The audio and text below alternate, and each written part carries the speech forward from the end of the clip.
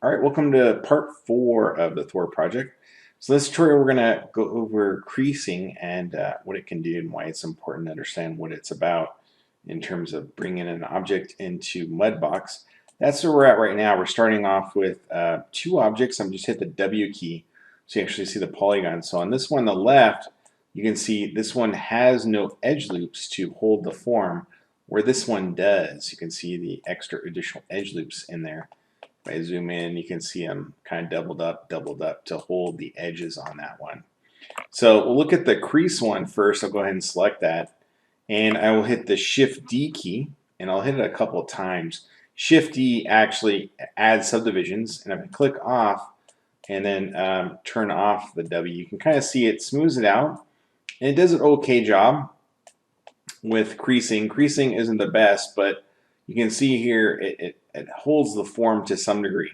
I definitely feel like edge loops are definitely a little bit stronger for holding the form.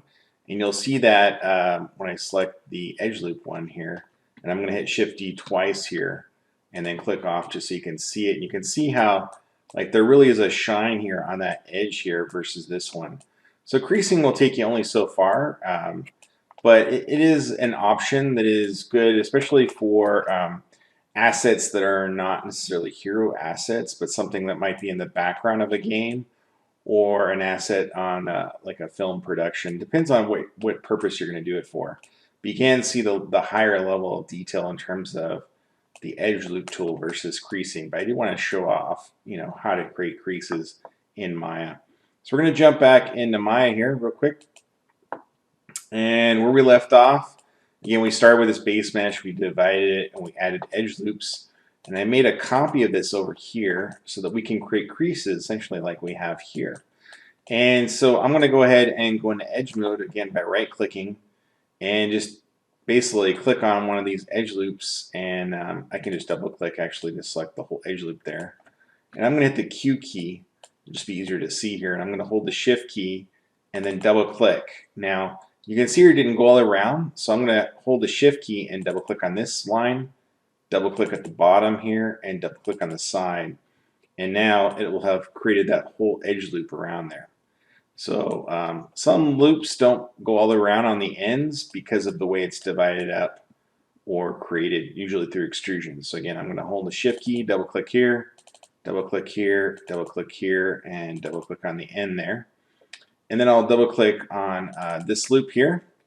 And so if I hit number 4, you can see through orange, I've basically selected the 4 main loops on the edges.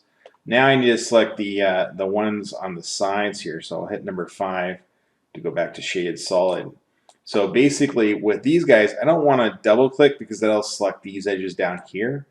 I actually want to select from here to here and then from here to here. So one way to do this is hold Shift key and click on this edge, and then just at the end of that edge, basically that line, if you double click, it'll select all the lines in between. So I'm clicking on this one with a single click and then hold the Shift key and double click. Okay. So basically I just got to rotate and repeat that process. So I'm going to click on this one, holding Shift, double click, Shift, double click.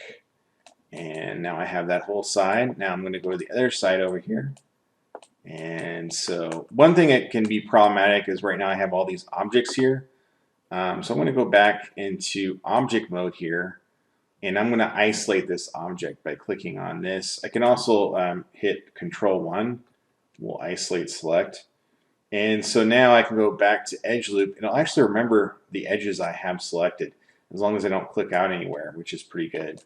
So it's just a little easier to select these. So again, I'm going to hold Shift, click here, and then hold Shift and double click. Shift one click, and then double click. And now we just got 2 more lines to grab. So click here, double click, again holding Shift, same time, 1 click, and then double click. Now, if we hit number 4, we can see the edges that are basically selected here. So we'll hit number 5, and now we need to add our creasing. So that is under the mesh tools here, and here's the crease tool. So if I click on it, what it tells you is to basically middle click and drag to add your value. So I'm going to middle click and drag all the way to the right. Where you can see this value change here is in the attribute editor. So if I drag it all the way to the right to 10, that's the full value of all those creases there. If you can't do that, you can always highlight these values and type in a value of whatever you want. So here's a value of 1, and then if I clicked off, it would update, and then we essentially want a value of 10 here. So again, dragging all the way right, and basically there we are. So now I can go back to my channel box, or sorry, my modeling kit here, and click on the object. And this has creasing now. So if I go back to unisolate, you can see here if I hit number 3 on this one, it's basically going to hold the form more, kind of like this one here, especially when we turn off that wireframe on shaded. Again, you can see it's not as good as the edge loops here, these guys, which again, you can see how it's a crisper edge here versus these creases. I like the creasing again for more distant objects. I would not use it for this hero object, right? This Thor hammer. But I did want to share, how you do it in terms of the process. All right, so turn on wireframe unshaded. By the way, if you're going to bring in objects into Mudbox, you want to make sure that with creasing you hit number 3, so it's in the smooth version. And then when you go File, Export Selection, you can choose the FBX format and just make sure under Geometry, Smooth Mesh Preview is basically checked your Smooth Mesh, and then give it a name. And that's basically how you send over, and you'll be able to smooth it out, basically. The other mesh, the ones with edge loops, you don't have to do anything to it. You don't have to hit number 3 or anything. You can leave it on number 1 and basically just export that out. The other option to send it over to Maya is through the send to Mudbox option here, which you can send to a new scene, or you can update a current scene once you basically open it up. All right, so that's the end of this tutorial. Basically, we've covered now how to create creases and then bring them back into Mudbox. You can see the differences once you start subdividing. So in the next tutorial, we'll continue to basically create our base form.